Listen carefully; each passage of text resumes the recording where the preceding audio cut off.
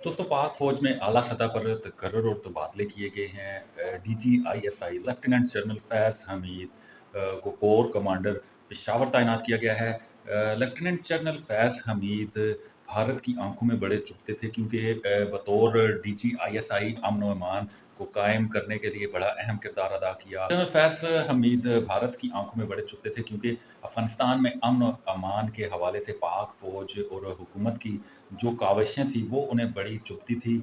और DGISI के हालिया दौराए अफगानिस्तान में जो एक चाय का कप उठाए गुफ्तगू में महव थे, वो तस्वीर भारत की आंखों में बड़ी चुभी और उस पर बड़े तबसरे भारत में किए गए और बड़ा मनफी प्रोपेगेंडा किया गया पाकिस्तान के खिलाफ, अफवाज पाकिस्तान के खिलाफ। लेकिन पाक फौज ने इसका बड़ा काउंटर किया। तो नाजरीन, जो मजीद तकर्रुर और तबादले किए गए हैं इसके मुताबिक लेफ्टिनेंट जनरल नदीम अहमद अंजुम को नया DGISI तैनात किया गया है।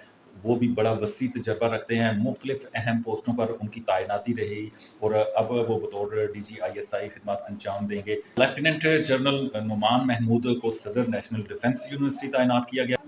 मेजर जनरल आसिम मलिक को लेफ्टिनेंट जनरल के ओहदे पर तरक्की देकर उन्हें अहम जिम्मेदारी सौंपी गई। लेफ्टिनेंट जनरल मोहम्मद आमिर को कोर कमांडर गुजरावाला तैनात किया। नाज़रीन, कल कोर कमांडर कॉन्फ्रेंस हुई थी जिसकी सदारत army chief general Qamar Javed Bajwa ने की थी।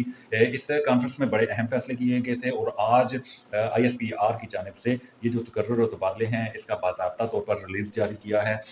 इस कोर कमांडर कॉन्फ्रेंस में भारत के प्रोपेगेंडे को काउंटर करने पर जो अफवाज पाकिस्तान ने किरदार अदा किया इसको बड़ा सराहा गया और यही फैसला किया गया कि मुल्क की सलामती पर कोई आंच नहीं आने देंगे और दुश्मन के हर वार का मुकाबला किया जाएगा।